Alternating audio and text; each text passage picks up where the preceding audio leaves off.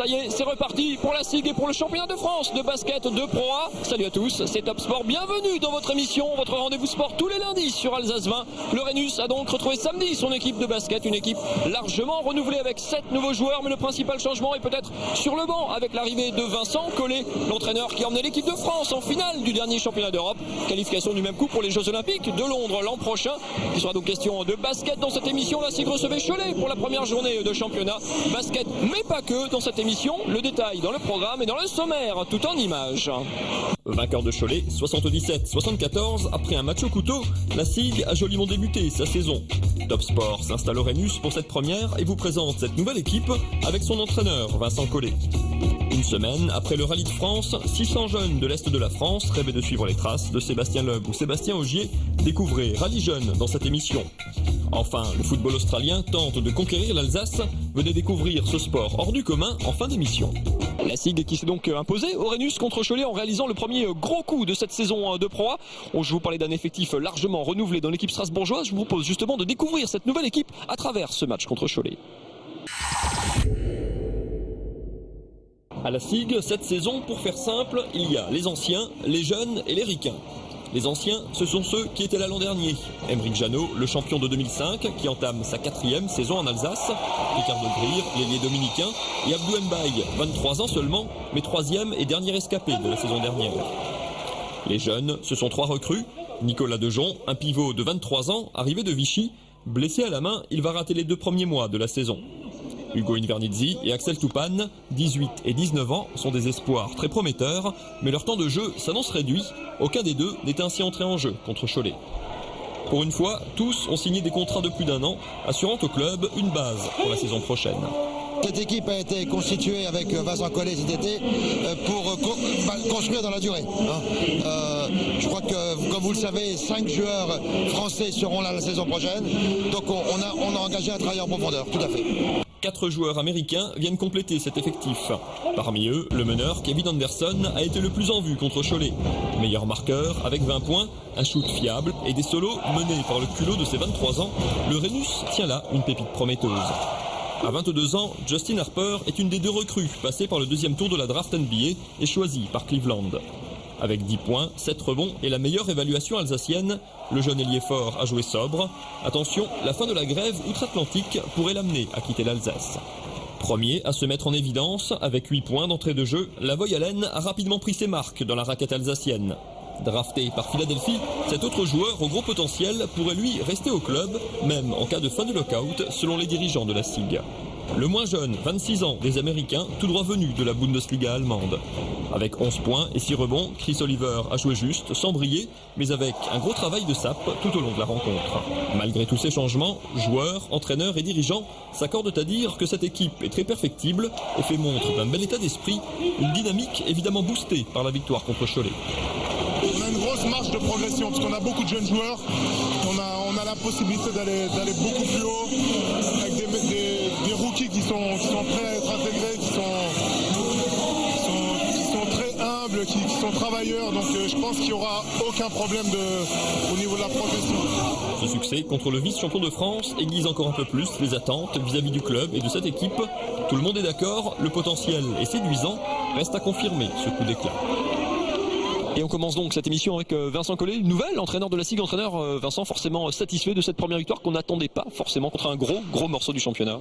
Ouais, c'est sûr qu'on ne l'attendait pas forcément. En tout cas, on savait qu'elle serait difficile à conquérir. Donc c'est pour ça qu'on est d'autant plus heureux parce que ça a été conforme à ce qu'on prévoyait. On a dû batailler les 40 minutes pour s'imposer.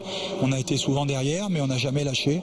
Et nos jeunes joueurs s'aperçoivent ainsi que quand on a du cœur, quand on y croit jusqu'au bout, il y a parfois de bonnes surprises. Si on avait renoncé, plusieurs fois c'était possible, mais on n'aurait pas gagné ce soir. Et je crois que c'est d'abord une victoire d'état d'esprit ce soir.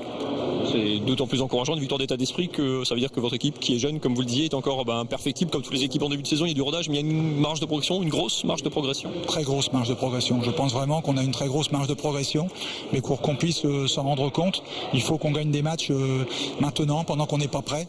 C'est-à-dire justement en trouvant des solutions avec le cœur, avec le courage, l'esprit collectif. Et si on y parvient, ça nous donnera du temps pour peaufiner, pour travailler. Et comme en plus je trouve que depuis 3 semaines que je suis là, l'équipe vraiment effectivement travaille très très bien. Attention, elle a très bien travaillé avant. Mais en tout cas, moi je me rends compte que depuis 3 semaines, je pense qu'on a effectivement moyen d'aller un peu plus haut avec cette équipe. Le début de saison est en plus particulièrement compliqué. Cette victoire contre Cholet, elle vous donne un petit joker, un petit peu d'air de bonus pour commencer sur une bonne dynamique? Je ne dirais pas ça. Je pense qu'elle est indispensable parce qu'on va à Nancy la semaine prochaine, donc particulièrement difficile. Il faudra surtout pas faire d'erreur contre le Havre dans 15 jours. Et à ce moment-là, on aura après 2 déplacements très durs, mais il faudra essayer de faire un exploit sur ces 2-là. Voilà le tableau de marche que je nous fixe dans le meilleur des cas. Pour finir, on sait qu'en basket, il y a souvent beaucoup de rotation, de turnover dans les clubs. Les joueurs changent très souvent. Vous avez signé un contrat qu'on va qualifier de longue durée. Plusieurs joueurs également ont signé pour plusieurs saisons. Il y a vraiment la volonté de construire quelque chose, de démarrer quelque chose ici à Strasbourg. Je pense, mais ça c'est au président qu'il faut le demander. Mais sans aucun doute, oui. Donc j'espère qu'on va y parvenir. Mais vous savez, dans le sport, on ne peut jamais parler du long terme. Il faut d'abord parler du court terme et puis un peu du moyen terme. Bien sûr, on peut avoir une vision, il en faut une. Mais il faut d'abord s'occuper du prochain match. On retrouve sur l'état d'esprit, on essaye de construire quelque chose, y compris aussi dans l'état d'esprit. Il y a beaucoup de jeunes joueurs américains qui arrivent, il faut aussi lancer cette culture club quelque part. Sans état d'esprit, il n'y a pas de bonne équipe. Voilà, pour moi, ceci s'est institué comme une religion. Sans état d'esprit, il n'y a pas de bonne équipe. Donc si on veut en construire une, on sait qu'il faut mettre les fondations. Et les fondations, c'est l'état d'esprit. Merci beaucoup Vincent Collet, bon vent à cette SIG 2011-2012. On va parler rallye à présent. Les moteurs n'ont pas fini de rugir du côté du Zénith. Une semaine après le rallye de France, on remettait le couvert du côté de Strasbourg avec l'opération Rallye Jeune. Le but, détecter les talents de demain, les futurs Sébastien Ogier et Sébastien Loeb. Regardez.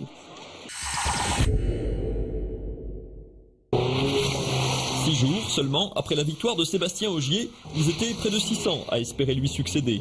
Même endroit, le Zénith, même voiture ou presque, quel que soit leur niveau ou leurs ambitions, c'est aussi un peu de rêve que ces jeunes gens sont venus chercher. On rêve, pourquoi pas y arriver, et puis surtout pour essayer. Justement, je voudrais débuter en rallye, et je me suis dit, je suis en train de monter une voiture, mais à côté de ça, je me suis dit, pourquoi pas essayer, quoi. Le rêve, forcément, c'est de pouvoir accéder à la finale nationale, et déjà rien que d'accéder à la finale nationale, ça peut déjà être super, je pense. Et avant la finale, en décembre, il fallait se glisser parmi les 4 meilleurs de chaque journée.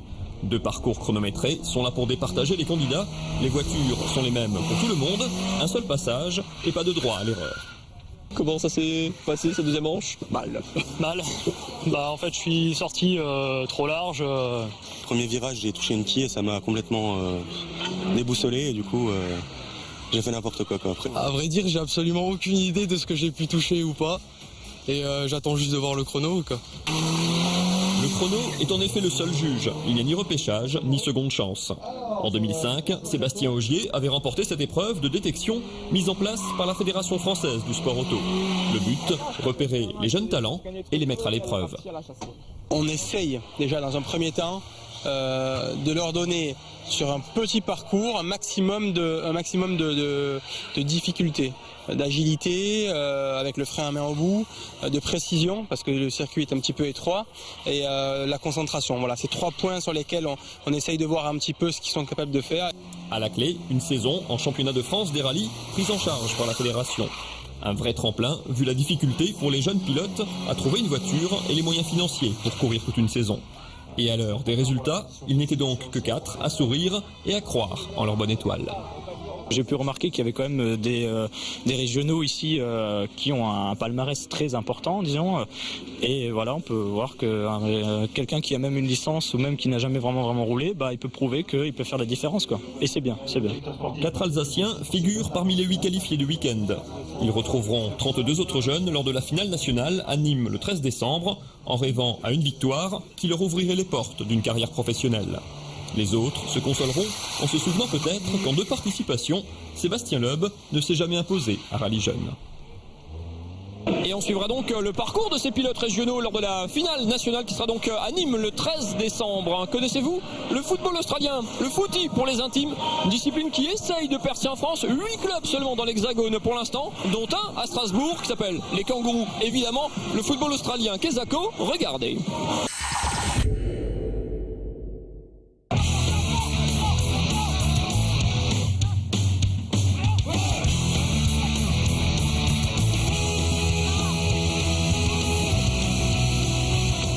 Vu de loin, le jeu paraît plutôt étrange. Ça court, ça saute, ça plaque, ça tire au but, dans un drôle de ballet que seuls les joueurs semblent comprendre. Bienvenue dans le tout petit monde du football australien, 200 pratiquants à peine dans toute la France, et même les Australiens de passage sont surpris de retrouver leur sport en Alsace. Je sais que rugby c'est très populaire ici, mais jamais après que je suis arrivé, jamais est-ce que j'ai pensé que je pouvais jouer le football australien ici, mais c'était une très grande surprise. En se rapprochant, on y voit un peu plus clair. Le but, envoyer la balle entre les poteaux adverses. 6 points entre les deux grands, 1 point entre un grand et un petit. La balle peut être portée, jouée au pied ou à la main, à condition de faire des passes en boxant la balle avec le poing. On va du rugby parce qu'il y a du contact, il y a du plaquage, mais c'est principalement un sport d'évitement. Donc on ne cherche pas normalement le contact, on cherche à éviter le joueur, à faire vivre la balle. Au niveau des schémas de jeu, ça peut ressembler au foot parce qu'on a des attaquants, des milieux de terrain, des défenseurs. Il y a des phases qui ressemblent au basket comme le coup d'envoi, il faut beaucoup de qualité, athlétique aussi. Mieux vaut cavaler, en effet, car à 9 contre 9, sur un grand terrain ovale, on aligne les kilomètres et on multiplie les impacts avec le sourire. Ouais, plaquer un gars c'est toujours marrant, c'est une bonne ambiance, on se marre bien. Puis le sport est sympa, un peu de contact, un peu de course, un peu de tout quoi. Embryonnaire, en France, le footy est le sport numéro 1 en Australie, devant le rugby et le foot. C'est notre sport national. Il y a 18 équipes professionnelles qui jouent 22 matchs contre les autres. Et puis à la fin, par exemple en septembre, c'est la grande finale avec une foule de 100 000 personnes. De l'autre côté de la planète, les kangourous de Strasbourg, nés en 2004, sont déjà tout heureux d'être là, d'exister, d'être assez nombreux pour former une équipe et d'avoir des adversaires. Des moyens minimums qui créent un état d'esprit et rapprochent ces joueurs à l'âme de pionnier. Ça crée des liens très très forts, on est vraiment une famille au niveau hexagonal puisqu'il n'y a que 7 équipes, qu'on est un peu tous dans la même galère à essayer de se débrouiller pour faire des grands déplacements à travers la France. Et après ça donne aussi des week-ends très sympas et un peu festifs. Ce jour-là, les kangourous se sont inclinés contre le champion de France bordelais. Vous pouvez, vous aussi, venir essayer ce sport des antipodes et participer à la grande aventure du football australien à la sauce alsacienne. C'est déjà la fin de ce Top Sport Quelques. Rendez-vous avant de se quitter, samedi soir 17h30 à la patinoire de l'Iceberg à Strasbourg. L'Étoile Noire reçoit Amiens. Et en handball, un gros morceau encore au menu pour Célestat qui reçoit Ivry. Match samedi soir donc à 20h30 à Célestat. On se retrouve nous la semaine prochaine et sur internet www.alsacevan.tv. À la semaine prochaine, bye bye.